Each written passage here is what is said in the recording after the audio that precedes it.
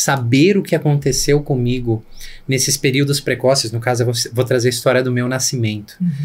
Eu sempre ouvi uma história da minha mãe, do meu pai, em casa, acerca do meu nascimento, mas eu descobri que a história de quem vivenciou, de quem estava lá, pequenininho, atravessando aquela experiência, foi muito diferente do que eles contaram. Uau! Né? E isso realmente teve um peso enorme.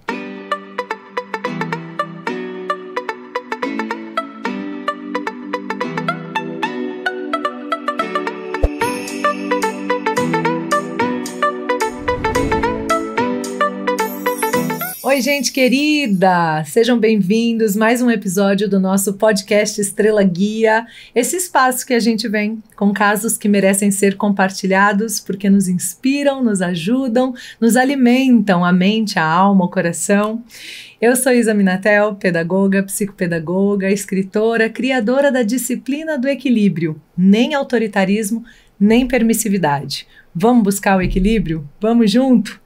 E é isso, estamos aqui hoje com uma pessoa muito especial que eu tive o prazer de conhecer e olha, posso dizer que já no primeiro encontro foi impactante, foi marcante. E vocês vão entender já por quê, viu? Ele também é autor, escritor, emocionalmente. Já gosto do trocadilho, vocês sabem disso.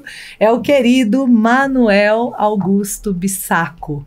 Então nós vamos bater um papo muito gostoso aqui e falar sobre coisas que mudam a vida. Acreditem, viu? Aproveito também para perguntar se o Manuel, tudo bem, Manuel? Tudo bem. Se você aceita um chazinho. Claro. Posso adoro. servir? Sim. Que bom. Nosso chazinho, talvez algumas pessoas já saibam, da I'm Tea, que é o nosso patrocinador oficial e que é também a minha marca de chás, né? Eu que assino os blends, então eu espero muito que você goste. Mas fique à vontade, tem aguinha também, sinta-se tranquilo. E você, se quiser experimentar, já deve ter um QR Codezinho aí aparecendo, pode pedir e degustar. Eu tenho um carinho muito especial que o chá mudou a minha vida, me trouxe presença, me trouxe calma, que é uma coisa que não veio muito de fábrica. Então eu gosto, eu sou uma pessoa que acabou se apaixonando pelo chá. E me conta, quem é o Manuel? Primeiramente, eu queria agradecer esse convite de estar aqui, né? Partilhar o que eu vou partilhar com você, realmente me encanta muito.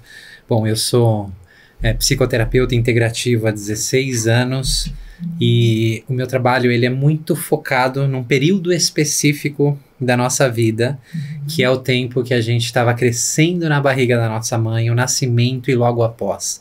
O como esses eventos iniciais da vida eles nos constroem para a vida que vem adiante.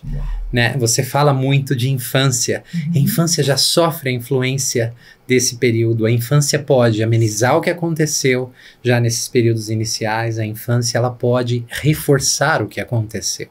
Então eu acredito que ter esse conhecimento acerca, né, deste território que é conhecido como a psicologia pré e perinatal, ela pode realmente agregar muito, né, as pessoas que já te seguem e a todos os seres humanos, né? Sim. Todos nós um dia fomos crianças. Sim. E bem como todos nós passamos pela experiência de ser concebidos, gestados e pela experiência do nascer. Sim, é muito lindo isso, né? Eu falo às vezes, algumas pessoas falam, não, sabe por que eu não me interesso muito por isso? Porque eu não sou da área de humanas, eu sou de exatas, né?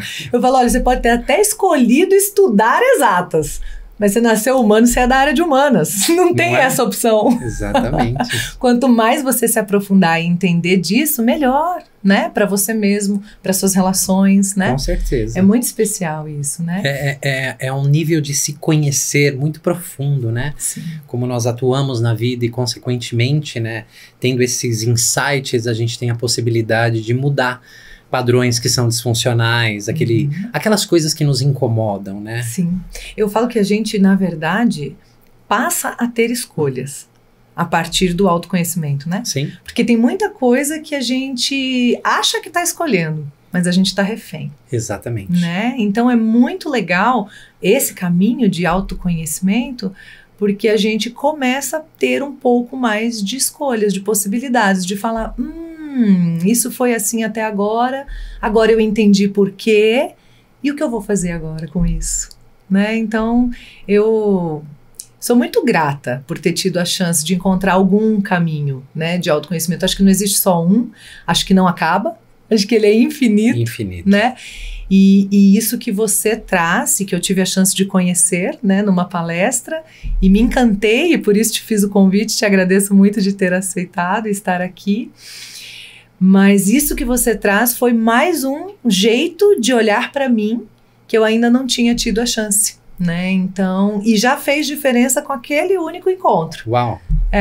Então foi isso que eu falei, não, gente, eu quero levar para as pessoas também, né, que acompanham o podcast, poderem conhecer um pouco mais disso, né, do teu trabalho. Eu acho que existe a coisa em si e existe a nossa maneira de entregar. Né? E eu acho que no seu caso as duas coisas são especiais, o assunto e a tua entrega, a maneira como você faz esse trabalho eu acho muito especial também. Então eu queria saber de tudo, né, 16 anos com este trabalho, deve ter muitos casos que você já coleciona, que você já participou, né, muitas vidas que de alguma maneira você já impactou, né? O que você escolheu, que caso você selecionou para compartilhar com a gente? É um caso muito especial dentre todos esses. O primeiro caso. Uau! Minha história. Uau! Como eu acabei conhecendo esse campo e os impactos que isso teve de forma positiva na minha vida, né? O patamar que isso me levou. Porque quando eu conheci, eu já conhecia bastante modalidades de psicoterapia, já estava submetido a processos de psicoterapia por algum tempo. E realmente este conhecimento, saber o que aconteceu comigo nesses períodos precoces, no caso eu vou trazer a história do meu nascimento. Eu sempre ouvi uma história da minha mãe, do meu pai, em casa, acerca do meu nascimento, mas eu descobri que a história de quem vivenciou, de quem estava lá, pequenininho, atravessando aquela experiência, foi muito diferente do que eles contaram. Uau! Né? E isso realmente teve um peso enorme. Já posso começar a contar? Pode. Deixa eu só fazer já que você falou disso, você trouxe uma coisa muito especial, que é o fato e a percepção do fato vivido. Às vezes são muito distintos. Muito distintos. E a gente trabalha sempre com aquilo que a gente guardou, com a percepção que ficou em nós. Exatamente. E não com o fato de... né, que realmente aconteceu, né? Então, a nossa verdade individual, né? Sempre. E isso aconteceu com você no nascimento, deve acontecer com quase todos nós, né? E acontece em outros fatos que a criança vai vivendo também na vida. Ela cria algumas interpretações e tira algumas conclusões que às vezes os adultos nem imaginam que ela está pensando, que ela está sentindo, que ela está concluindo daquela maneira. É interessantíssimo esse seu olhar. Pode começar, quero saber essa história. Esse caso que merece ser compartilhado, quero saber. Então, eu vou começar te fazendo uma pergunta, né? Por exemplo, como você ou todas as pessoas sabem sobre o próprio nascimento? É relato, né? São relatos, exatamente. É o que os pais disseram, o que o médico disse, o que a parteira disse, o que a madrinha disse. Então, é através de uma perspectiva de quem vê de fora. Sim. Pode até trazer um contexto factual que realmente, assim, como foi, eu nasci de cesárea. Aqui houve o uso de forceps. Não, esse nascimento foi rápido. Na perspectiva dos meus pais, eu nasci de cesárea porque minha mãe não teve a dilatação suficiente, então o médico preferiu uma cesárea ali. Então ela foi rápida, o corte foi bem pequeno, foi muito tranquilo e, segundo eles, era um médico conceituado, então era um motivo de orgulho na família. Então essa foi a história na qual eu cresci. Entende? E eu já tinha... motivo para ser feliz. Só motivo para ser feliz. Como que eu vou saber que no meu nascimento houveram implicações que me impactariam por toda uma vida? Eu não tinha essa ideia. Porque quando a gente já tem nessa história de fora que percebe, poxa, demorou várias horas, houve sofrimento fetal, uma circular de cordão, nasceu roxinho, ou precisou ficar internado na UTI neonatal, alguma coisa assim, a gente já tem uma ideia, poxa, isso tem aspectos, né, difíceis, traumáticos, desafiadores, mas no meu caso não, com essa história que eu ouvi. E eu já tinha, como eu disse, feito terapia, inclusive trabalhado com regressões e nada, né, sobre este período, sobre este território. Logo, eu tinha a conclusão que, ok, eu não tenho essas experiências adversas nesse período do tempo. Nenhuma demanda nessa parte. Nenhuma demanda. Lê do engano. Eu falo, gente, as pessoas só têm 2 tipos, né? As que têm problemas e têm consciência que têm problemas, e as que têm problemas e não sabem que têm problemas. Todos temos. Porque todos temos nossas questões, né? Todos temos nossas questões, e eu acredito que isso é muito bom, porque é através delas que a gente cresce. Talvez seja esse o propósito da vida, né? Sim. Trabalhar as questões que temos e evoluir. E evoluir a partir sair delas. dela, né? Melhor do que entramos, né? Com certeza. É. Então, foi numa experiência específica que americanos estavam trazendo esse conhecimento mais aprofundado aqui para o Brasil. Então, eu, enquanto terapeuta, eu já estava muito focado na linha de traumas, principalmente na infância. Tinha uma ideia, poxa, uma rejeição pode trazer um problema, um parto muito traumático pode trazer uma questão. Mas eu já tinha descartado isso na minha história. No seu caso. No meu caso. Até que, então, eu conheci esse especialista, né? E no último dia daquele treinamento que a gente teve aqui, nós fomos colocados em uma determinada postura física, né? Vocês vão ficar dessa forma específica. Então ele colocou o nosso corpo daquela forma específica. Todos do mesmo jeito. Todos do mesmo jeito, exato. Alguns toques específicos eram dados na cabeça de cada participante, né? E quando isso foi feito comigo, eu acredito que não durou ali 3 minutos, eu comecei a entrar num desespero que eu perdi o controle sobre o meu corpo. Uau. Né? Então eu comecei a me debater, gritando, vou morrer, socorro, por favor me ajudem. E era uma coisa incontrolável, sabe quando vem assim aquele desespero visceral? É realmente como, igual aquela pessoa que tá numa crise de pânico. Não adianta falar calma, a pessoa tá tomada por uma série de sensações e reações que ela não consegue controlar. Até que então veio aquele facilitador, que ele teve uma conversa comigo, ele sabia o que estava acontecendo, eu não sabia o que estava acontecendo, mas todo aquele medo, né, sendo colocado naquela postura, sendo dado aqueles toques, ele só havia despertado as minhas memórias de nascimento através do meu corpo. Uau. Até então eu não conseguia imaginar. Você consegue imaginar que a gente consegue resgatar essas informações com toques específicos, com posturas específicas? É muito curioso, né? A gente fica assim, como, né? De que maneira, né? É difícil até de acreditar. Sim, porque nós armazenamos memórias de diversas formas diferentes. Mas o corpo é muito especial, né? Sim. O corpo é muito sábio. Gente, é muito incrível, né? Sim.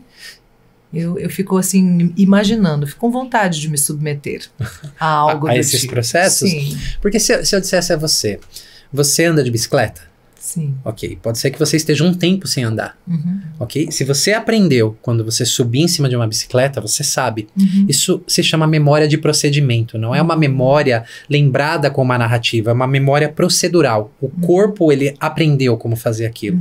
Então é por isso que através daquelas posturas de toques específicos que acontecem, né, em regiões, por exemplo, específicas, quando a gente está prestes a nascer, nós temos uma compressão no crânio, independente se eu nasci de cesárea ou não. Primeiro eu encaixei, eu fiquei ali. Sim. Entende? Sim. Então existem essas informações. Padrões, né? Padrões. Isso, na fáscia do músculo, nas células. Então são memórias muito diferentes daquelas, como se eu pudesse perguntar para você, para os telespectadores, como foi a sua formatura? Qual um brinquedo que você se lembrava na infância? Qual é a primeira vez que você lembra de um Natal ou de ter tomado uma bronca de um professor? Né? Essa já é uma memória que contém uma narrativa. Esse período específico que está no campo do que a gente chama de memórias implícitas não possui uma narrativa. Perfeito. Então, as memórias são fragmentos de sensações, de emoções, né? Às vezes elas aparecem como imagens difusas, sons, cheiros. Então, a gente precisa entender isso. E até aquele momento eu não compreendia muito bem isso. Sim. Tem um período chamado mente absorvente inconsciente até os 3 anos, que é quando a gente ainda não se lembra com consciência das coisas, né? Mas não significa que elas não tenham deixado marcas, né? Exatamente. E eu não sei se você sabe, né, o porquê de até os 3 anos, porque estruturas específicas do nosso cérebro não estão amadurecidas o suficiente. A parte da memória de fato, com palavras, né? Com narrativas. Exatamente. Como a gente consegue contar algo que aconteceu lá atrás. E inclusive houve uma uma discussão médica por muito tempo, porque essas memórias pré-natais em processos terapêuticos vinham esses fragmentos. E sempre foram consideradas memórias fantasiosas. Como, né? Se ainda não tinha amadurecimento do hipocampo, como que ele vai conseguir lembrar detalhes do próprio nascimento? Exatamente. Outras estruturas, Faz como sentido, o nosso sistema não está mielinizado, é um termo muito técnico. Como bainha de mielina. Exatamente. Como que vai se lembrar? Então foram consideradas fantasiosas durante muito tempo. Olha só, até a gente realmente ter o entendimento de como isso se armazena. Né? São em estruturas de maneiras diferentes em nós. Então, aquele medo que eu estava vivenciando, quando ele conseguiu me direcionar, ele se conectou a mim e começou a me direcionar naquele trabalho, a primeira palavra que eu consegui dizer depois de socorro, me ajudem, foi para mim mesmo: eu conheço essa sensação de uma vida inteira. Todas as vezes, eu fui um atleta profissional, eu fui um mesatenista profissional, eu joguei por 18 anos, me sagrei campeão brasileiro, eu joguei em clubes na Europa, assim, eu tinha um sonho de ir para a Olimpíada, não consegui, e justamente foi o meu nascimento que pode ter me impedido de chegar onde eu queria, eu vou te explicar. Que coisa impressionante. Eu joguei em muitos clubes do Brasil, joguei na Europa, como eu tô dizendo, e eu era conhecido por ser um cara muito dedicado. Então, em todos os clubes que eu jogava aqui no Brasil, eu era o cara que treinava mais. Não foi diferente na Europa. Eu cheguei a treinar lado a lado com pessoas que haviam sido pódios olímpicos, pessoas que foram campeões europeias, sabe? Então, o nível de dedicação, às vezes o meu era mais alto. Então, não era falta de se dedicar, falta de treinar. Mas o que acontecia? Quando, e muitas vezes num campeonato, onde eu tinha a percepção que aquele campeonato era importante, que eu precisava ganhar e que me levaria num patamar além, o meu corpo entrava numa resposta que vinha do meu nascimento. Então eu entrava, como se eu perdesse a coordenação motora fina do meu corpo. Puxa. E ninguém conseguia entender. Porque é como se eu travasse e falar: aquilo tudo que você treina, que você joga, chega aqui só porque tá valendo, você não consegue desempenhar? Então eu fui chamado de pipoqueiro, leão de treino, covarde. Posso imaginar.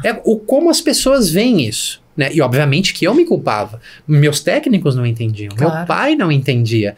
Eu não entendia. Era um outro idioma, na verdade, né? Exato. É um outro idioma. É um outro idioma. Que você traz, né? É um outro idioma. Completamente, né? Diferente do que as pessoas conhecem. É impressionante. Então, o que na verdade eu estava vivenciando eram duas coisas que aconteceram no meu nascimento. Né? Que depois eu vou voltar para essa história do atleta. Tá. Mas aquele medo experienciado, de acordo com o que ele foi me conduzindo, houve um momento que começaram a vir as imagens do meu nascimento. Eu me vi no nascimento. Eu vi a minha mãe desesperada, quando ela tomou a hack. Né? Porque o anestesista pediu que ela movesse a perna para ver se já tinha pego e ela não conseguiu. Ela começou a se desesperar. Vou ficar aleijada, vou perder meu filho, quem vai cuidar dele? Vou morrer, ele vai morrer. E o desespero dela não foi exteriorizado. Ela sentiu. E uma das características que acontece no nascimento, o bebê, ele é como uma esponja. Ele absorve tudo que está ao redor. Os sentimentos da mãe, o apoio ou a falta dele. O que está acontecendo com o pai, estando ali ou não. O que está acontecendo na sala de nascimento, a ansiedade ou a calma. Né?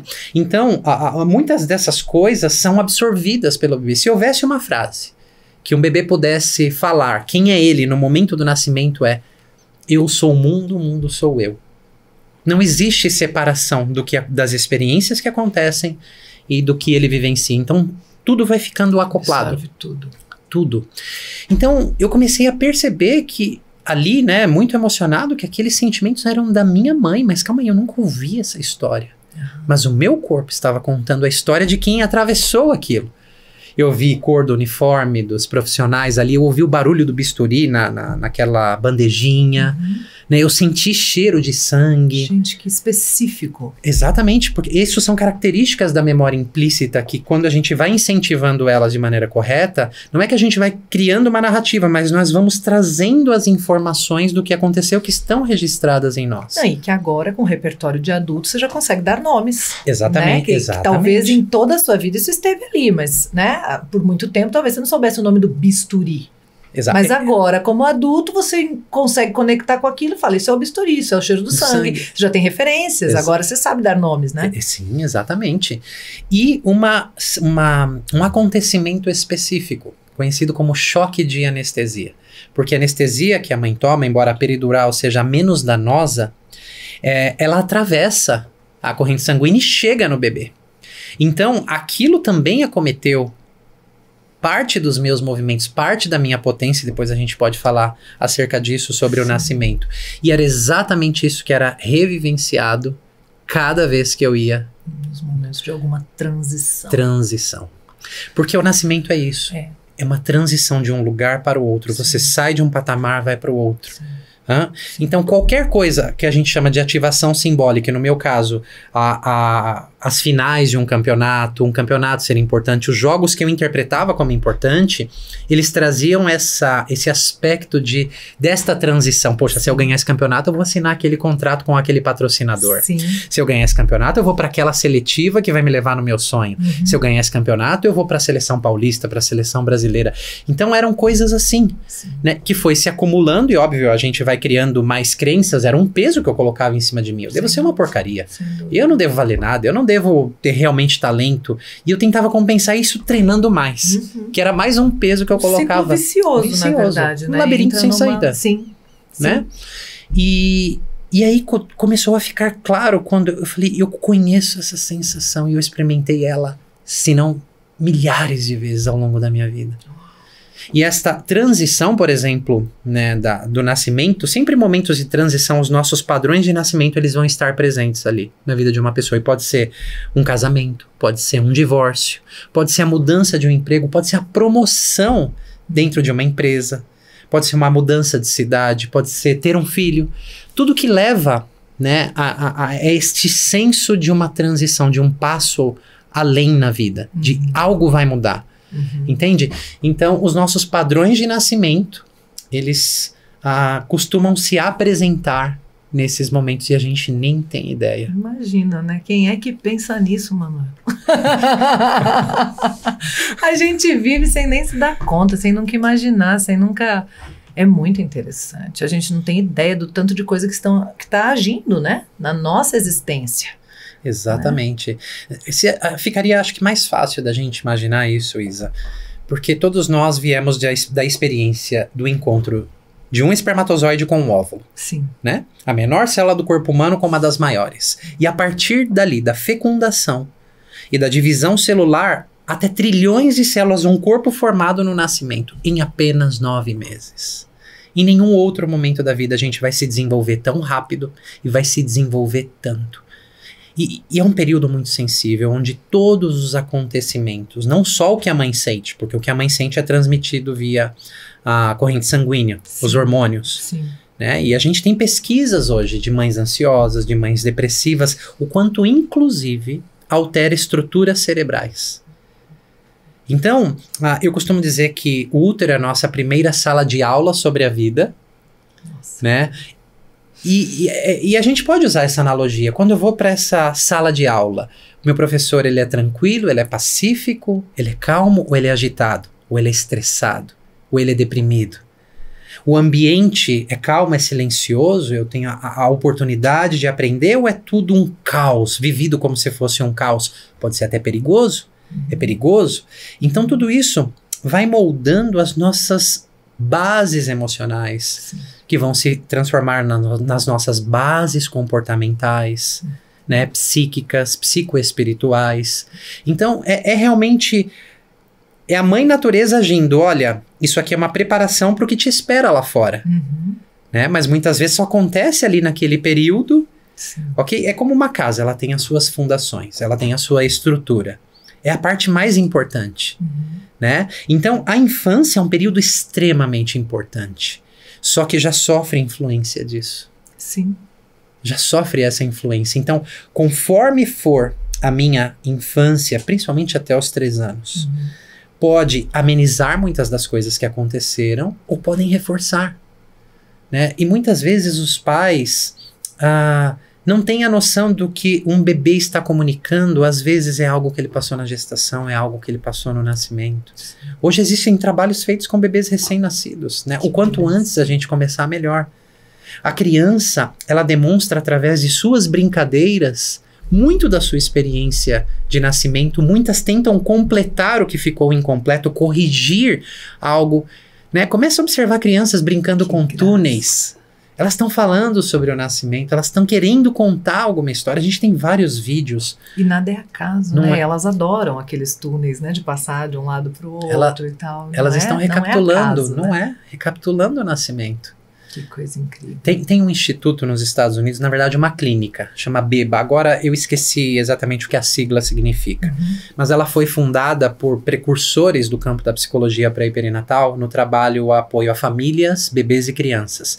Então eles têm 30 anos de filmagens e relatos, né, dessas brincadeiras, esses bebês tentando expressar o que sentem, essas crianças demonstrando o que acontece com elas e ao que os pais confirmam, e está tudo lá na brincadeira. Sim. E foram desenvolvendo um trabalho incrível, né, que já pode ser feito muito cedo e a gente pode prevenir décadas de sintomas. Que incrível. Eu conheci minha história de nascimento com 33 anos, né? Eu já tinha abandonado minha carreira de atleta profissional e foi frustrante.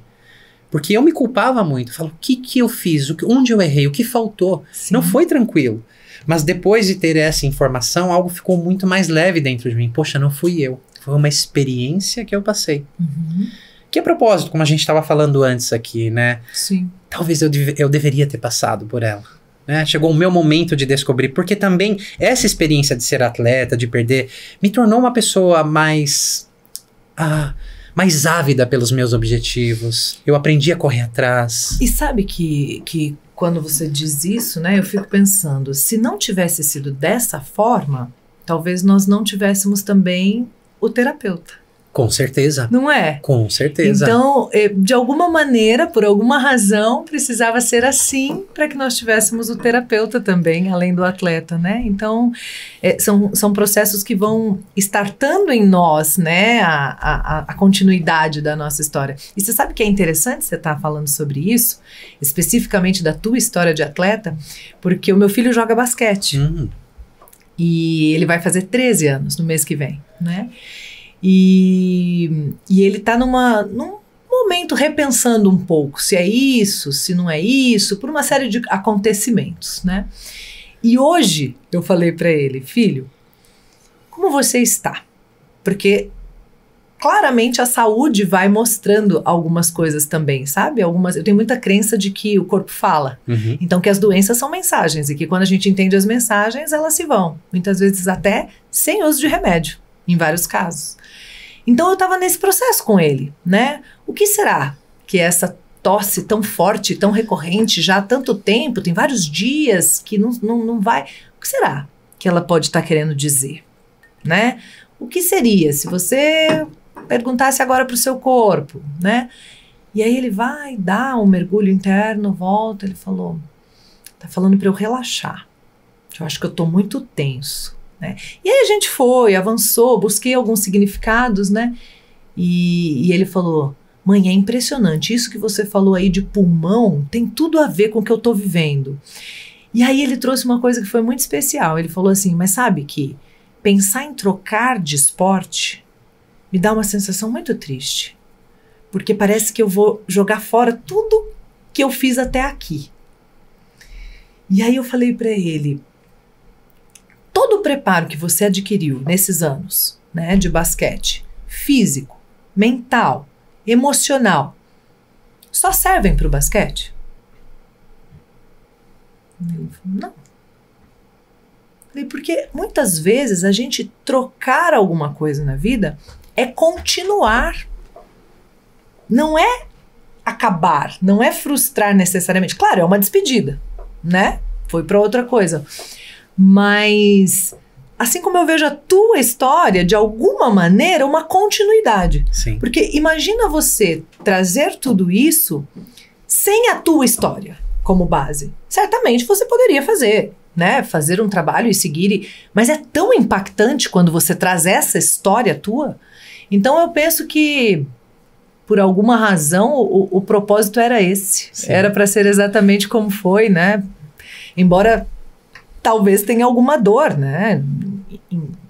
E não conseguir o que se almejava, né? De alguma forma, naquele momento, né?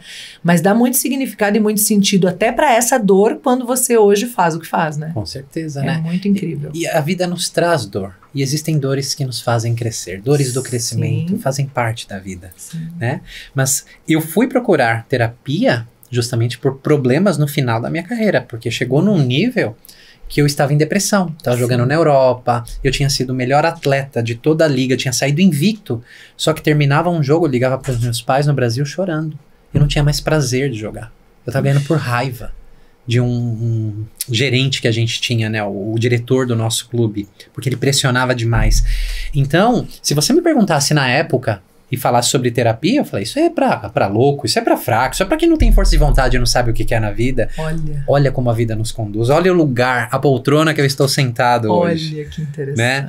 Então, foi aí que eu fui procurar os primeiros processos terapêuticos, foi aí que eu fui me encontrando nesses processos, foi aí que eu vi que o esporte eu já não queria mais, e um tempo depois eu descobri isso, e realmente aquilo me trouxe um alívio muito grande. E é uma continuidade. Sim. Porque todo aquele atleta, aquela dedicação daquele atleta dedicado, hoje eu transferi para essa área. Sem dúvida. Né? Então, assim, é algo que sim continua, e a gente tem o nosso tempo também para organizar essas despedidas, porque existem sonhos que foram frustrados. Quando a gente se dedica a algo, a gente se entrega a algo, né? Tem muito de nós ali. Muito, muito. E como é que você saiu naquele momento daquela crise que foi startada no processo, que você estava contando naquele momento da posição, Sim. né, dos estímulos em locais certos, toques certos em locais certos. Como é que saiu daquilo ali? Você terminou como? De que jeito que foi adiante naquele momento? Bom, a habilidade de quem estava conduzindo, né? Ele era muito hábil no que estava fazendo, era uma pessoa que conhecia bastante daquilo. Ele conseguiu me conduzir de uma maneira muito assertiva, né? Mas eu também me deixei ser conduzido daquela maneira, né? E assim, foi um processo que eu acredito que em meia hora ele tinha tido tantas experiências que eu vi, minha mãe vi isso, vi aquilo, e aquelas sensações, eu terminei com uma alegria pela vida que eu não me continha. Né, que eu nunca tinha sentido uma alegria de estar vivo como naquele momento. Uau. Que é algo natural em nós. Só que as experiências adversas, elas criam uma barreira para isso. Né? Elas bloqueiam esses estados naturais em nós. Foi um processo muito lindo. Mas o mais interessante foi que eu não cheguei em casa e contei depois para os meus pais. Eu levei um tempo. Né? E aconteceu espontaneamente. Um dia minha mãe tinha pedido que eu levasse ela num determinado lugar, a gente passou na frente do hospital e ela disse, você nasceu aqui 2 anos depois daquele evento da postura. Eu falei, eu sei. Ela falou, você sabia que no seu nascimento eu fiquei muito nervosa? E eu disse assim, e agora você vai me contar? Por que você não disse isso antes? Nunca me contou isso. Olha que coisa curiosa. Menino, eu achei que eu ia morrer, isso e aquilo. E aí eu continuei a história. E ela, como você sabe? Eu falei, mãe, eu estive lá. Mas como você sabe? Aí eu contei. Eu estava lá também. Eu estava lá. Eu fui o protagonista daquilo. Uau. Né? E o legal foi ter essa constatação, sabe? De que realmente não é uma coisa da tua cabeça, imaginação, fantasia. Não é. Mas que era realmente o fato. Sim, e a minha história não é única, porque eu acompanho aí dezenas de milhares de pessoas e eu já vi isso acontecer milhares de vezes. Sim. Quando tem, às vezes, uma mãe ou um pai para constatar, para confirmar alguma coisa. Porque as memórias, como o corpo guarda, é do que realmente aconteceu na perspectiva da experiência de quem atravessou ela, não de quem viu aquilo pelo lado de fora. Na perspectiva da criança, né? Exatamente. Na perspectiva da criança. Eu tive uma pediatra muito querida, que também já sentou aqui, e a gente já trocou uma conversa incrível, e ela passou por um processo de câncer. E ela disse que quando eu estava assim, realmente num olhar muito novo para si, porque também são esses os convites de processos assim, né? E entendendo realmente o que era importante na vida, porque acho que a gente tem essa chance, né? Em algumas situações tão dramáticas até. Ela falou assim, quem é melhor para me conectar comigo mesma do que quem me conheceu por dentro? Meus filhos. Eu achei tão bonito isso, né? Dentro disso que você está trazendo, Sim. ela estava contando como se fosse uma novidade. Você estava lá dentro vivendo tudo aquilo com ela, né? Então, assim, como assim, né? Como que você sabe? Eu estava lá. Eu estava lá. Eu estava lá experimentando absolutamente tudo, né? Sentindo absolutamente tudo. E sem reservas, sem possibilidade de se defender de qualquer coisa, né? Totalmente entregue, né? Entregue, vulnerável, impotente, né? Porque, como você disse anteriormente, hoje eu consigo dar o nome bisturi, hoje eu sei que aquele é o cheiro de sangue. O bebê, ele só vivencia aquilo. Ele não tem a potência que tem um adulto para se defender, para dizer algo, para falar, espera, não faz isso que me faz mal. Então, ele é um ser muito vulnerável. Então, além eu estive lá, mas eu estive lá sendo um bebê, sem defesa nenhuma. Exatamente. E é como essas experiências se interiorizam em nós, né? Porque é um período muito sensível. Sim. Vou te contar uma curiosidade. Quantos anos têm seus filhos? Eu tenho só o Petrus, que faz 13 mês que vem. 13. Crianças, com ele já não dá mais desta forma, mas crianças mais ou menos até uns 5 anos. Se você prepara um cenário, se você realmente se conecta a elas e pergunta como foram as experiências vividas no nascimento, na barriga, elas contam muita coisa. Uau! Elas ainda se lembram de fragmentos e resquícios. Que coisa incrível. Elas contam ainda. Eu tenho uma sobrinha que acabou de completar 5. Experimenta. Talvez a gente possa fazer essa tentativa, porque pode ser que venham coisas ainda interessantes. Eu estava trabalhando com uma criança. Eu só trabalho com a criança, eu trabalho com os pais. Né? Eu sempre incluo eles, porque a gente vai falar sobre o período pré e perinatal, e eu preciso deles ali também, né? Para eles entenderem a fundo o que está acontecendo com a criança. Às vezes são dinâmicas familiares que estão incentivando aqueles sintomas e eles nem sabem, né? Então, eu estou trabalhando com uma criança, mas comecei com os pais e tive uma história muito importante sobre a gestação dessa mãe. Né? Então, ela também estava muito emocionada e eu cheguei, em algum momento eu quero que você conte isso para o seu filho. O que aconteceu, o que você sentiu, e você pergunte o que ele sentiu. Ele tem 8 anos. E ela ficou, sabe, um olhar meio cético. Mas ele é muito agitado, ele não vai prestar atenção. Eu falei, você é mãe, você vai saber achar um momento. E você vai notar uma tônica diferente nele quando você começar a contar. Depois você vai me contar, que daí a gente vai seguir as sessões. Ela disse que quando Era como um dever de casa. Exatamente, exatamente. Quando ela foi contar pra ele, porque primeiro eu trabalho com os pais antes de trabalhar necessariamente com a criança. Eu preciso me inteirar mesmo dessa perspectiva biográfica deles, mas tem histórias importantes. Não, a minha pergunta era só se isso ia acontecer com vocês juntos, com você presente, ou se ia ser em casa e depois te contar. Se ela não conseguisse, só ela e o filho, eu ia fazer junto, mas ela conseguiu e ela me relatou. Ela falou, no momento que eu comecei a tocar no assunto que aconteceu com 10 semanas de gestação, 10 semanas, os olhos dele começaram a marejar. Ele se emocionou. Por quê? Porque você se sintoniza com aquela história. Né? E aí ela perguntou como ele se sentia, ele trouxe uma pilha de emoções que estavam lá. E até isso ser ouvido continua lá em nós. Entende? Atuando, agindo, às vezes com alguns boicotes, às vezes com alguns sintomas, alguns travamentos, como foi o teu caso, né? Se sentia ali travado nos momentos de decisão, né? Sim. E a gente não tem ideia de onde vem. Não tem ideia de onde vem. Né? Eu costumo dizer assim, memórias pré-natais não são memórias que você se lembra, são memórias que você revive nos seus comportamentos, nas suas atitudes, nas suas ações. Quando o estresse chega para você, como você reage frente ao estresse, como você reage frente a adversidades. Aquela programação, aquele aprendizado inicial, tem muito dele aqui. Sim. Que foi reforçado ou amenizado ao longo da vida, mas tem muitos desses resíduos no hoje, em todos nós. Né? Então, é um lugar que assim, nos agrega muito em conhecer, né? Sendo futuros pais, estando gestando, né? Sendo pais de primeira viagem e gestando um filho, tendo filhos, porque nunca é tarde pra gente fazer esse trabalho, sendo adultos. Sim, eu fico pensando em vários aspectos mesmo, né? Até da minha própria vida, enquanto você vai falando, eu vou pra minha, eu vou pro meu filho, fica um misto aqui, né? De insights acontecendo, né? E eu tenho uma pergunta. Você acha que a personalidade, o temperamento, o jeito de cada pessoa é algo que é definido por essa experiência intraútero? Sim. Na sua forma de entender? Não só, mas ela se inicia de uma maneira muito marcante ali. Muito marcante. Mas eu nasci de cesárea.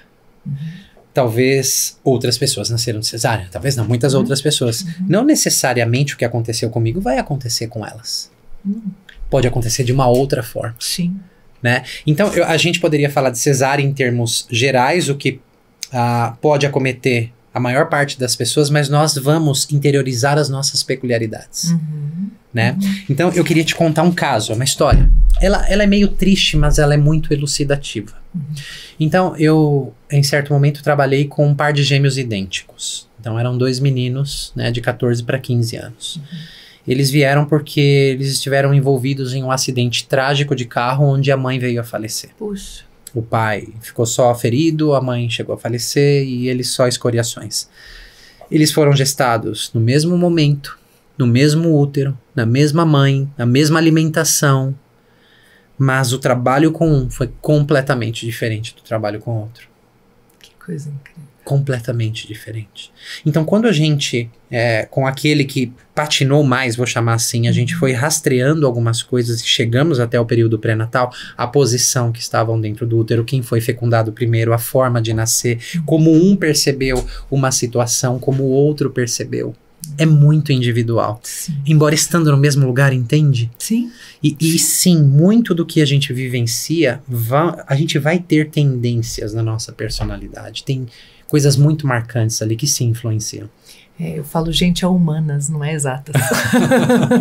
Então, às vezes, uma mesmíssima experiência acaba sendo absorvida por um de uma forma e por outro de outra forma. Completamente É diferente. incrível, né? Sim.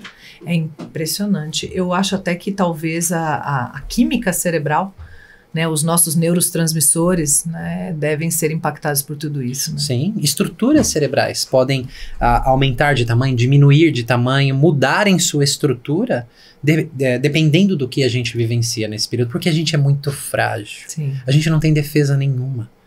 É um momento de construção da nossa neurologia, da nossa biologia. Assim, ainda tão aberto, tão, né, no vir a ser, né? Sim. E assim, eu queria deixar um recado para amenizar um pouco isso. Ai, meu porque, Deus, assim, faz como? Na verdade, eu tava pra te perguntar como é que você ficou hoje nas suas situações de passagem e transição. muito diferente. Agora eu as desfruto, agora eu conquisto os meus sonhos, agora o processo acontece. Não tem Isso mais aquele travamento emocional. Foi superado completamente. Sim, foi elaborado assim em múltiplos níveis, né? A gente começa a se perceber, eu comecei a me perceber muito diferente na vida, e isso foi o que realmente me encantou nesse campo que eu falei, cara, eu vou mergulhar de cabeça, corpo, mente, alma, tudo, porque mudou muito a minha vida, a maneira como eu comecei a perceber as pessoas. Não foi só essa experiência, a maneira como eu passei a me sentir. A maneira como eu passei, né, coisa que está no meu livro, a me relacionar com as minhas emoções. Né, foi muito diferente, porque eu simplesmente antes ou vivia no mundo racional ou era sequestrado pelas minhas emoções. Então, algo diferente começou a acontecer comigo. Então, a minha vida começou a se repaginar em muitos aspectos, não só esse. Que interessante. Né, porque reverbera. Né? É difícil, depois de ter tido uma experiência dessa, saber da importância desse período, você olhar para um ser humano da mesma forma, você olhar para uma criança de uma mesma forma. Né? A sua visão, ela amplia muito. Então, algo começa a ser diferente, sabe? No relacionamento consigo, com os demais. Que lindo. E o que eu queria dizer, deixar assim... um recado, sim. eu ia falar, eu quero saber o recado, perdão que eu falei, deixa eu saber o que aconteceu no fim da sua história, entre aspas, né, no ponto colocado, mas o recado. Porque assim, quem é mãe como você, começa a ouvir sobre isso, é inevitável você pensar não só na sua história, mas na do seu filho. Inevitável. Então, é mais denso. É. Porque quem não é pai, quem não é mãe, é sua própria história. Sim. Quem já é inevitável. Avassalador, eu diria. Sim. Você fica aqui num... Eu fiz isso, aconteceu aquilo, meu Deus, qual o impacto, o que pode acontecer, mas também tem a minha história. Né? Então, assim, pega leve, né? Vocês não sabiam de tudo isso antes. Essas informações estão longe de vir para trazerem culpa, mas para trazerem uma luz, para trazer um caminho, para trazer que é possível e isso é passível de transformação. Isso, é esperança, né? É esperança, Eu exatamente. acho lindo como você coloca aqui, aprenda a se relacionar com suas emoções e equilibre sua vida. Essa palavra eu tenho uma relação muito carinhosa com o equilíbrio, porque eu acho que é exatamente isso o que a gente precisa buscar. E mesmo quando a gente, diante de uma informação como essa, né, fica desesperado, a gente já está indo no caminho contrário do que é para ser, né? O caminho, na verdade, a busca é de equilibrar-se, né? É encontrar aqui, talvez, mais um recurso para o equilíbrio, para aplacar algumas coisas, curar algumas feridas, ressignificar, né, algumas histórias, algumas questões. É lindo. Eu vejo como um recurso, um caminho, mais um caminho lindo para a gente se conhecer e melhorar. Muito bom, muito bom. Você tinha dito algo no início sobre a sua metodologia, não permissividade e também a... Não autoritarismo. Não autoritarismo, né? Eu sou muito desse de andar no caminho do meio. E talvez tenha sido isso também que nos conectou muito rápido, né? Porque tivemos pouco tempo, né? Mas rapidamente a gente se conectou, assim, de alguma maneira a gente percebeu que tinha alguma coisa interessante, né, na nossa trajetória. E eu vejo isso, eu vejo que nós viemos, né, de uma educação muito repressora, a maioria de nós, sim, né? Anos 80, 70, 60, se foi indo mais para trás, cada vez mais repressor, né? E quando chegou agora, nos últimos 15, 20 anos aqui, começou a ter um boom de informações, até por conta da internet, das redes, né? E acessamos pesquisas e descobrimos que não sabíamos absolutamente nada sobre infância, sobre as crianças, ainda não tínhamos nem chegado no pré e perinatal. Estávamos falando das crianças, que é aquilo que eu falei antes nos bastidores. Como é que a gente conta o tempo de vida de uma criança a partir do momento que ela sai do útero? Porque ela viveu quase um ano ali, né? E que isso tudo, mais do que nunca, agora a gente sabe, deixa sua marca, né? E a gente começou então a ter o olhar da criança, a perspectiva da criança nas situações, nas relações. Para mim foi um grande divisor de águas, né? Montessori foi uma grande inspiração para mim nesse sentido, assim. Os estudos de Montessori, eu descobri que aquilo que eu tinha por conceito de educação, na verdade era muito mais próximo de adestramento. Que é, muito bem, você foi obediente, parabéns, você fez o que eu mandei, né? Ou então vai ficar de castigo porque não fez o que eu queria. Isso não é educação, isso é adestramento. Mas eu não sabia também. Tive a sorte do meu filho chorar tanto no início, né, que me levou para esse caminho de estudo. Então, enquanto ele ainda era um bebê, eu estava consumindo esse tipo de informação. Então, eu tive a chance de viver com ele já com mais consciência disso tudo. Essa parte da infância. E foi especial, porque era assim, eu saía para caminhar, ele tinha 1 ano e meio, então ele queria parar para olhar uma formiguinha, para coletar uma pedrinha, um graveto, para sentar num degrau, para descansar uns minutinhos, né? E eu não tinha a menor paciência. Gente, tá cada vez mais difícil andar com esse menino. Voltei pro meu marido, que eu tinha ido até a padaria e voltado. Então era uma coisa para ser 15 minutos. Demorou 45. Eu cheguei reclamando, né? Nossa, que coisa e tal. Aí meu marido falou, eu já não tenho paciência não, já pego logo no colo. 2, assim, muito parecidos, eu e meu marido, né? E aí, nesse dia, eu estava lendo um livro da Montessori, e não por acaso, porque não existe, né? Naquele momento, eu estava numa parte que falava sobre o andar da criança. Faltou escrever Isa em cima, assim, na página, porque tudo que ela falava ali era pra mim, era do tipo, se você saiu para que a sua criança pudesse dar um passeio, nada mais justo do que ela determinar o ritmo. Se você saiu para que ela passeasse, ela determina o ritmo, ela tem a chance de fazer as suas pausas. Talvez seja a primeira vez que ela veja uma formiga e o seu corpo possa ir até ela. Porque antes ela via, mas estava inerte ainda, talvez no colo, talvez, né? Então talvez seja a primeira possibilidade de seguir aquilo que interessou os seus olhos, porque já tem o domínio do próprio corpo. Aí eu fui... Marido, aquilo que eu falei não é assim não, peraí, volta aqui. E eu nunca mais caminhei com meu filho da mesma forma. Então foi um conhecimento muito avassalador ali naquele momento, sabe? Que eu fui vivendo visceralmente. Eu consumia as páginas e ia mudando cada dia com ele. Então eu sou muito grata. De todo modo, isso foi vindo, meio que se popularizou um pouco na internet, numa bolha, né? Não estamos falando de Brasil inteiro, você sabe disso. Estamos falando de uma pequena bolha de pessoas que tiveram a chance de acessar essas informações. Só que, como nós temos uma mente muito dualista, né?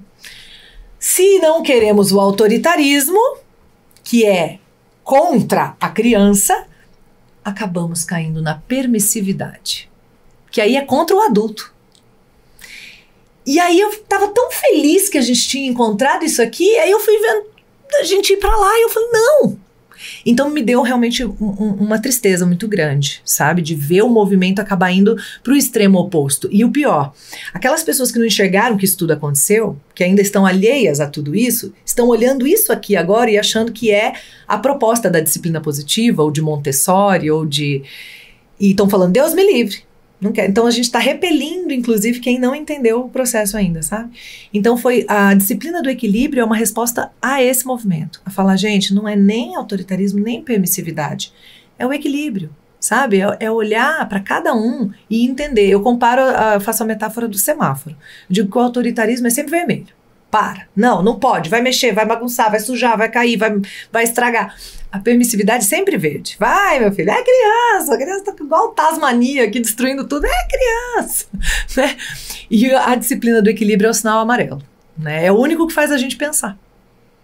Se você pega o sinal amarelo, você pensa.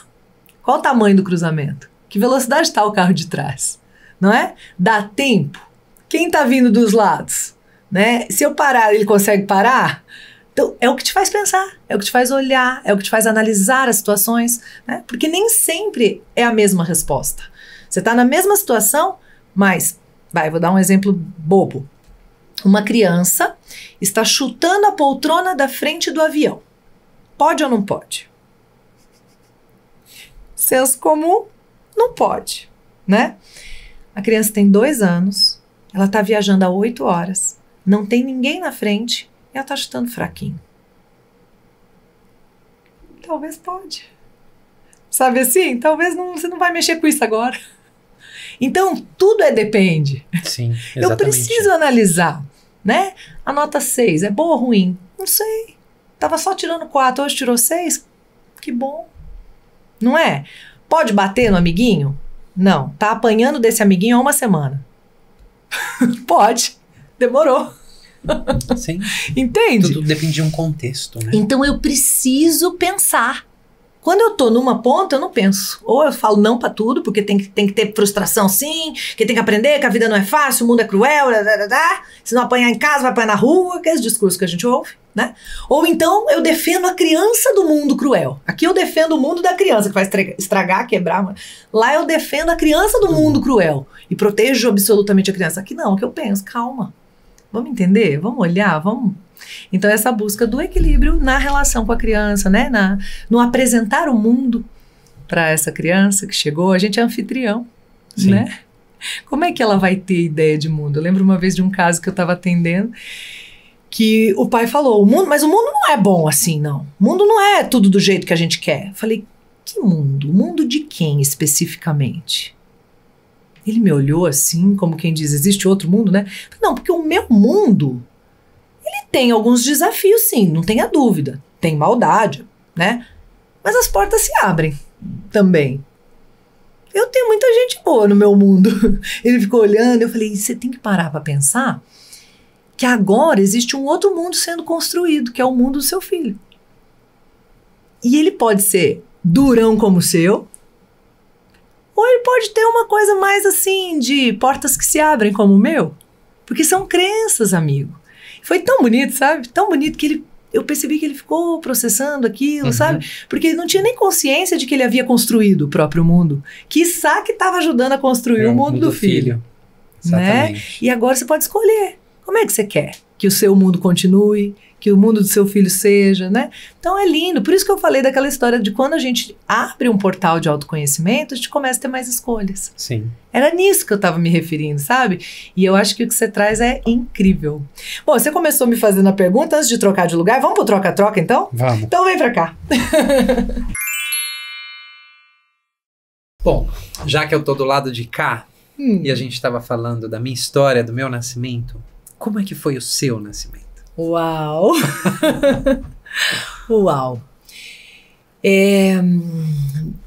Começo pelos relatos, né? Os relatos da minha mãe, que conta que eu nasci de uma cesárea, que quando eu fui tirada, arrancada talvez do útero, né? Fez até um barulho de ventosa, assim, flop, de tanto que eu tava agarradinha lá dentro. E ela fala que eu chorei muito alto, muito alto, muito alto, a ponto da médica pediatra que me recebeu ali, falou: minha filha, se prepara que essa bicha é braba. Primeira coisa que eu escutei depois que eu saí do útero, pensa. Agora, depois que você falou tudo isso, você imagina as coisas que eu fiquei pensando, né? Né? E ela diz que, em teoria, eu sou a primeira filha desejada, ela queria, então ela disse que estava feliz, que ela queria gritar para o mundo inteiro que ela teve neném, que ela foi embora muito feliz, que ela queria. E alguns desafios também importantes, por exemplo, ela estava cursando pedagogia e faltavam algumas horas de extracurriculares lá para completar a carga horária. Uhum. E aí eu nasci. E ela pediu para o meu pai trancar a matrícula e ele não trancou. Então ela não concluiu. Uau. Embora tenha concluído moralmente, por não ter tido essas horas extracurriculares, ela não teve o diploma de pedagoga. Depois ela fez psicologia. Eu já tinha 14, 15 anos. Foi até uma experiência bem legal, porque acabei me envolvendo muito nos estudos dela. Mas ela não tem o diploma de pedagoga e isso faz parte dessa história, né, de alguma maneira. Não é curioso? Nem você nasceu de cesárea, eu nasci de cesárea. Sim. Mas olha quantas peculiaridades transformam a sua história em única. Sim. Né? Sim. Isso que é o interessante do processo. É muito peculiar, né? Sim, e caso um dia você venha chegar a explorar como este contexto de nascimento, que sim, envolve uma cesárea, mas também muitas outras coisas, continua reverberando na sua vida. Sim. De formas positivas e de formas que talvez, esse pontinho aqui eu posso transformar. Nossa, isso aqui eu nem sabia que estava acontecendo. Né? E que tinha a ver com aquilo, né? Ou então eu percebo o efeito e não sabia que tinha a ver com aquilo, né? Depois da tua explanação naquele dia que nos conhecemos, que foi, aliás, promovido pelo Dr. Ayrton, que eu adoro, que é o meu ginecologista querido e que virá também no podcast, eu tive um insight sobre o acordar. Até compartilhei contigo depois nas redes. Que acordar é nascer todos os dias, na minha interpretação, né? E eu sempre tive um desafio enorme de acordar. Não quero acordar. E adoro viver. O que não era nem muito lógico na minha cabeça, né? Mas sempre gostava de dormir. Acordar é sempre, a vida toda, um grande desafio. Né? Acordo mal, assim, parece que eu queria continuar dormindo. Não é nem que eu não esteja feliz, eu só queria continuar dormindo. E aí quando eu penso que eu estava tão grudadinha a partir da tua explanação, do teu compartilhar, e que eu fui arrancada lá de dentro, era isso mesmo, eu queria continuar dormindo, queria continuar lá dentro mais um pouco, queria ficar um pouco mais lá. Então já foi interessante só daquela tua primeira explanação, esse insight, essa conexão. Falei, pode ser isso. Né? Então, de repente, no acordar, eu estou revivendo a cada vez a experiência do nascimento e de não desejar que fosse naquele momento ser arrancado dali, né? E talvez muitas outras coisas e histórias que o seu corpo registrou e você nem sabe ainda, né? Imagina. Sim. Eu fico com vontade já. Qual que é a posição? Já quero explorar tudo. E eu gosto muito, sabe, de me submeter a processos, claro, naqueles que eu né, vejo seriedade e coerência. Eu gosto, porque são camadas. Exatamente. De conhecimento e autoconhecimento, sim, né? E cada vez você vai tendo a chance de mais um ponto, mais um aspecto, mais um... Eu também não gosto dessa discussão que às vezes as pessoas ficam de... é uma ciência ou outra, é um caminho ou outro, é uma linha ou outra. Eu falo, a gente pode escolher para trabalho, né? Mas cada uma mostra algo sobre nós. Exatamente. Não é uma necessidade de excluir a outra que eu não decidi trabalhar. Ou de competição. Não é. Exatamente. São lentes diferentes, né? Pelas quais você vai se ver e aumentar o conhecimento sobre si, não é? Sim, você vai aumentar o seu repertório. Isso. Né? E tudo em prol do nosso crescimento. É isso. Eu adoro. Eu também. Gosto muito. Muito legal. Essa era a pergunta que eu tinha para te fazer, porque assim, a gente poderia falar de uma cesárea em termos gerais, mas como você mesma trouxe a sua história, as suas peculiaridades, eu trouxe a minha, é muito único. Sim. Né? Mas, por exemplo, pesquisas feitas nas escolas da Califórnia com crianças nascidas de cesárea dizem 4 vezes mais eu não consigo do que crianças que nasceram por parto vaginal. Uau. Eu era uma criança que dizia muito eu não consigo. Mas a minha mãe, ela foi muito hábil em me ajudar com isso. É a experiência da infância que pode amenizar algo lá de trás. Sim. Ela foi genial no que ela fez para que eu saísse desse lugar. A gente sabe hoje que crianças que nascem de cesárea têm um microbioma diferente das que nascem por parto vaginal, porque não entram em contato com as bactérias da mãe. Né? Então, e a gente sabe a importância do microbioma hoje no sistema imunológico. Sim. Né? Então, nascer de cesárea, a gente já sai perdendo em relação ao sistema imunológico. Nós temos pesquisas que apontam que nascer de cesárea, por exemplo, a mulher ela tem 3 vezes mais chance de não amamentar. Então, isso também vai afetar, de alguma forma, o vínculo. Claro que pode ser compensado de outras formas, Sim. mas o contato inicial, ele é afetado. Né? E também vai prejudicar o sistema imunológico. Eu tenho o combo. Eu tive problemas com o meu sistema imunológico a vida inteira. Uau. Né? Que é algo que eu sempre tenho que tomar cuidado. Tive que mexer em microbioma, tive que mexer em muitas coisas para realmente conseguir. Mas quando eu penso nessas pesquisas, eu penso no meu background, como foi, eu falo, cara, tá ali. Tudo se explica. Né? Se explica. Então, isso são termos gerais. Sim. Mas dentro desses termos gerais, existe essa história única de cada um. Né? E isso precisa ser considerado nesse tipo de trabalho, nessa visão da psicologia pré-perinatal. Não é um único evento, então a gente também não generaliza, né? Isso é muito importante, né? Isso é muito importante, olhar o todo e trazer para o específico, né? Sim. Porque é a leitura que se fez, né? Eu falo da diferença do amor recebido e do amor percebido. Quando a criança já está no seio familiar, né? Às vezes, da nossa parte, ela é a coisa mais importante do mundo pra gente, né? E como ela percebe esse amor, né? Porque às vezes é muito diferente. E o pior, não vai valer o amor que eu dei, vai valer o amor que ela recebeu e percebeu. Que ela percebeu. Que ela conectou e absorveu, exatamente. Esse é o mais desafiador, né? Sim. Eu não sei se você faz isso, mas eu tenho muitas vezes o costume de perguntar para as mães, na verdade, orientá-las a perguntar para os seus filhos se eles se sentem amados. Né? Porque, não, mas eu amo. Sim, eu não tenho dúvida. Isso eu não tenho a menor dúvida. Mas será que ele ou ela percebe, sente isso?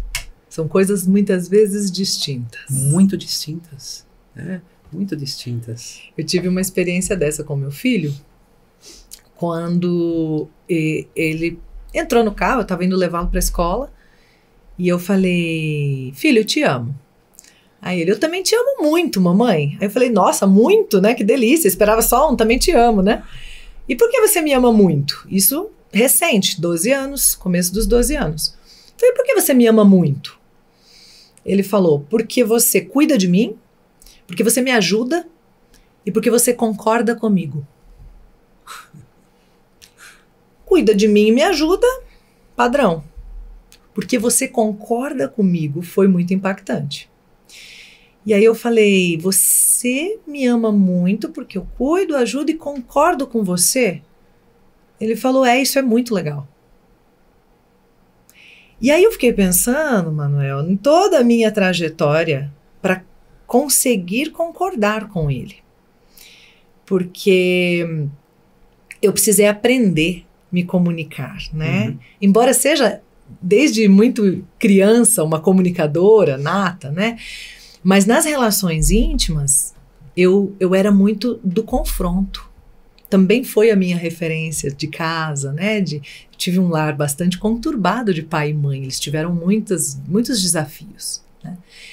E então, eu com uma personalidade tão forte, então eu sempre era aquela meio que do contra, meio que queria provar que não era aquilo, que não... E aí, eu, com conhecimento, por exemplo, da programação neurolinguística, né? O rapport, acompanhar para depois conduzir, que nada mais é do que aprender a concordar. Eu também entrei na maternidade usando isso, né? Concordando. concordando, conduzindo, concordando, conduzindo, concordando mais do que conduzindo até. Porque algumas coisas não precisam nem ser conduzidas, basta você entender. E não é concordar com exatamente o que ele está dizendo ou fazendo, mas é com aquela perspectiva. Existe essa perspectiva aos 2 anos, aos 5 anos, aos 7 anos, aos 12 anos.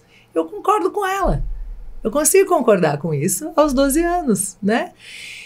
E aí, ouvi-lo dizer isso com todas as letras foi muito impactante. Eu te amo muito porque você concorda comigo, sabe? E pensar que eu não concordaria se eu não tivesse parado para estudar, né? Então, assim, eu acho que olhar para tudo isso, olhar para os saberes, olhar para o que você traz, nos permite relações, vínculos muito melhores. Sim, muito melhores, muito mais saudáveis e muito mais assertivos. Não é? Eu posso trazer uma imaginação sobre isso que você disse? Claro. Quando eu ouço, né, que você concorda comigo, sejam lá quais forem os nossos sintomas, o lugar que a gente está na vida hoje, a nossa idade. Quando a gente volta para essa base que não é exata, é humanas, a gente volta para a base do ser humano. Todos nós temos desejos básicos sobre a vida. Ser visto, ouvido, amado, tocado, validado, fazer parte. Concordar, às vezes, está querendo dizer muito sobre isso. Né? Eu vejo você, eu entendo você, eu incluo você.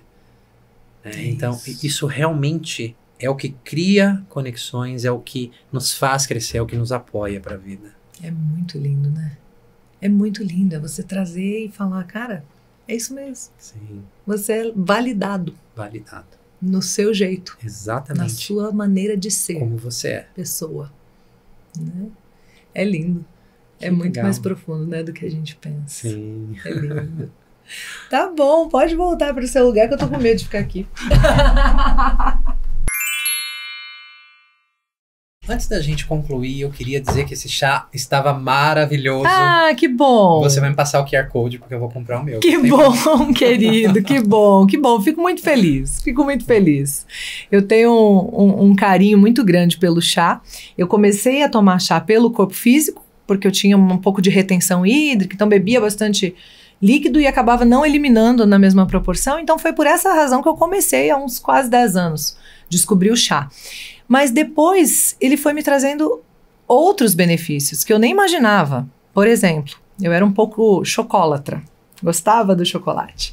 Então não tinha nenhuma situação que eu visse um chocolate que eu quero. Pelo menos 1, 2, 3. Às vezes, se era uma situação que eu tinha liberdade, comia bastante, né? E aí, com o consumo diário de chá, passou um chocolate que eu, pela primeira vez, senti. Passo sem. E eu falei, opa, o que aconteceu aqui? E aí fui mergulhar um pouquinho no mundo dos chás, né? E descobri que tinham substâncias mesmo, até dopamina, né? Do próprio chocolate, açúcar e tal, que o chá de verdade da Camellia sinensis, né? O chá preto, chá branco, chá verde, liberavam. E que isso equilibrava, e trazendo esse equilíbrio, eu não tinha mais aquela necessidade do chocolate. Então, passo sem, sabe? E aí foram outras coisas, né? Depois ele convida a presença, o chá quente. Se você toma correndo, queima a boca. Se você deixa, esquece, vai fazer outra coisa, vai tomar, já tá frio. Então ele fala, para um pouquinho, fica aqui comigo, né? Então ele traz essas pausas e tal, e foi também um caminho muito especial de equilíbrio mesmo, sabe?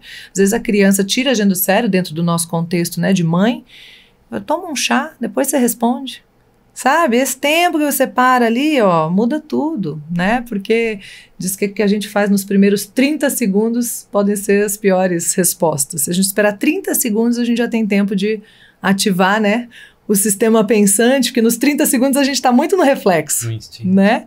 Quando você para um pouquinho mais, você consegue ter uma resposta diferente, que você talvez não se arrependa, né? Então, é interessante. Então, é isso. Aí, essa paixão virou produto, né? Virou marca. Que então, legal. É de um lugar muito, muito especial para mim. Muito bom. Querido, nós temos um espaço para a entrega deste troféu Estrela Guia, que a gente sempre fecha o episódio perguntando, né? Esse caso que você escolheu trazer pode estar aqui, pode não estar aqui, mas para quem você entregaria o troféu Estrela Guia? Ou seja, quem foi a pessoa que fez diferença nessa história e que realmente fez com que ela tivesse um antes e depois tão impactante? Olha, é uma pessoa que eu tenho muito carinho hoje, respeito, que foi... Hoje é um amigo pessoal, que foi a pessoa que me conduziu naquele processo. Uau. Eu entregaria a ele. Que legal, como é o nome dele? Iri Dolekamp, ele é holandês e mora nos Estados Unidos. Iri Dolekamp. Uhum. Que lindo. Então, ó, receba por ele. Vou vê-lo em breve. Uau! Muito bom. Obrigado. É isso, e que fique também como lembrança desse nosso momento aqui, desse nosso encontro aqui, né, de tanta iluminação que você nos trouxe sobre questões que a gente viveu num mundo ainda com pouca luz, né, lá intraútero. Não é? É.